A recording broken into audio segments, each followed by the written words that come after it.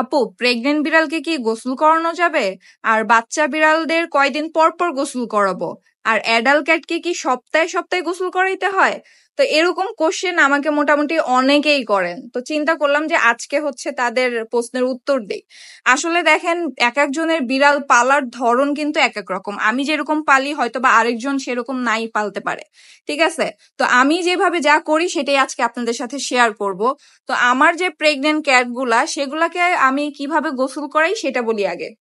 আমার pregnant cat যখন হচ্ছে অ্যাটলিস্ট ওদের 1.5 মাস যখন চলে, মানে বাচ্চা হওয়ার অ্যাটলিস্ট 10 থেকে 15 দিন আগে আমি ওদেরকে গোসল করাই দিই। কারণ বাচ্চা হওয়ার পরপরই কিন্তু প্রেগনেন্ট ক্যাটকে গোসল করানো যায় না, কারণ শরীর ভিজা থাকে, বাচ্চা ছোট থাকে। দেখা যাবে যে মায়ের ঠান্ডা লাগার কারণে বাচ্চার ঠান্ডা লেগে যায়। এর জন্য আমি হচ্ছে বাচ্চা হওয়ার 10 থেকে 15 দিন আগে প্রেগনেন্ট বিড়ালকে গোসল করাই ফেলি। এবার আসি ছোট বাচ্চাদেরকে। ছোট বাচ্চাদেরকে আমরা নর্মালি জানি যে 2 মাসের আগে গোসল দেওয়ানো আসলেই ঠিক না। কিন্তু এখানে একটা কথা আছে, সেটা হচ্ছে আমি যেটা করি সেটা হলো, যেমন মনে করেন এখন অনেক গরম পড়তেছে, তো এই গরমে কি করবেন, 1 মাস বা 1.5 মাস হয়ে গেলেই বাচ্চাদেরকে গোসল করাই দিবেন। এর ফলে কি হবে, শরীরে ফাঙ্গালের কোনো প্রবলেম হবে না, বা যদি কোনো উকুন টুকুন থাকে এগুলা চলে যাবে।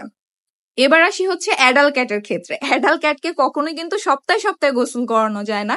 নর্মালি বিড়ালকে আপনি মাসে 2 বার গোসল করাইতে পারবেন, সেখানে আবার ওয়েদারের ব্যাপার বুঝে। যদি অতিরিক্ত মাত্রায় গরম পড়ে সেই ক্ষেত্রে আপনারা মাসে 3বারও গোসল করাইতে পারবেন, আর যদি নর্মাল টেম্পারেচার থাকে সেই ক্ষেত্রে আপনি 2বার গোসল করাই দিতে পারবেন। তো এইভাবে আমি আমার বিড়ালদেরকে গোসল করায় থাকি। আপনারা যদি চান তাহলে আমার মতন করে আপনাদের বিড়ালদেরকেও গোসল করাইতে পারেন।